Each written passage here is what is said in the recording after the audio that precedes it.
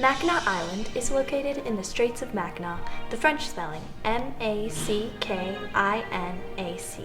6 nautical miles from Mackinac City, Michigan in the Lower Peninsula, and 5.1 miles from St. Ignace, Michigan in the Upper Peninsula.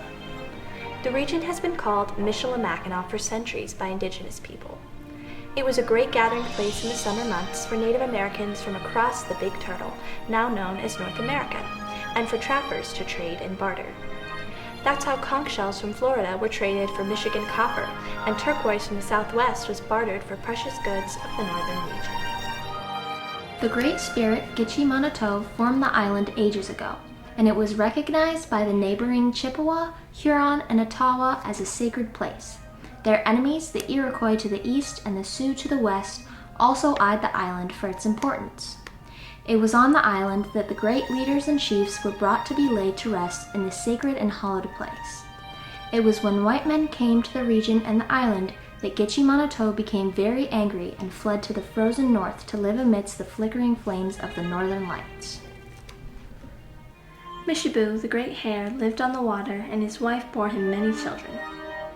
Mishibu's wife experienced a dream and told her husband that he must do what he must do for the coming of his true son. So Mishibu dove beneath the water and brought up a single grain of sand to create a solid place for his son. Mishibu blew on the sand until it grew into a beautiful island. There the first man was born, and his name was Atuacan, meaning great father. Eventually, Atuacan asked his father for a companion to share the island with because he was very lonely. Thus the beautiful Atahensik became Atuacan's wife, and she bore him many children. Long ago, among the Chippewa people, there was a beautiful young woman. Young men tried to win her hand, but much to her father's disapproval, she ignored them. Mist Woman, as she was called, was focused on a mighty brave whose father was a chief of the Sky People. This angered Mist Woman's father, for he did not approve of this relationship. He took his daughter and placed her high on the top of a tall rock and bound her. Mist Woman began to cry incessantly. Her tears fell on the rock and gradually began to melt the rock away until the great arch was formed. It was then that the brave Sky Warrior took Mist Woman by the hand and led her to live with the Sky People high above. Arch Rock is a natural wonder, and for indigenous people it was a passageway for the spirits of the departed to find their final resting place in the caves to nestle them in their journey and long passage to the next life.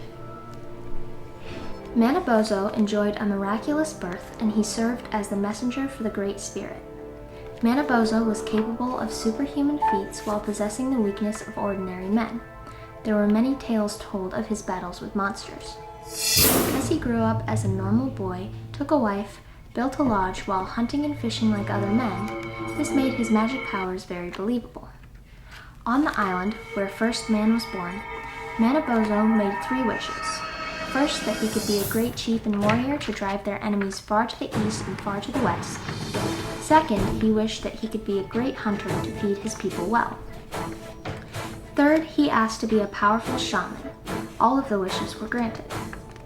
His medicine bundle was filled with magic to read dreams, to heal wounds, and to drive away evil spirits. Later, he asked to be a strong dancer. And fifth, he wished to be a strong orator with wise words. Later, he asked to be a maker of the swiftest canoes, to be the most handsome, brave, and lastly, to be the fastest runner and strongest in games. Then there was a 10th wish. Manabozho wanted to be immortal. This made Manitou angry because no mortal can have that gift.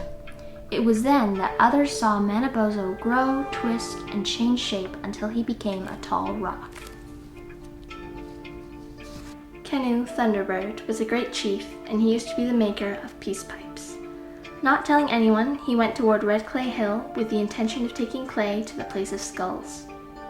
Here he would be at peace in the Skull Cave, even though there were long rows of skulls. After all, this was a sacred place for his people. While Canoe was there, a skeleton moved toward him. Canoe grew fearful naturally, but the spirit of the skeleton spoke softly, imploring Canoe not to be afraid. The skeleton told him to grasp some of the copper-filled soil under him to make his pipes. Canoe listened, made the pipes, and returned to his village and shared them among the people, and there was peace in the village. From then on, the caves became known as the Cave of the Peacemakers.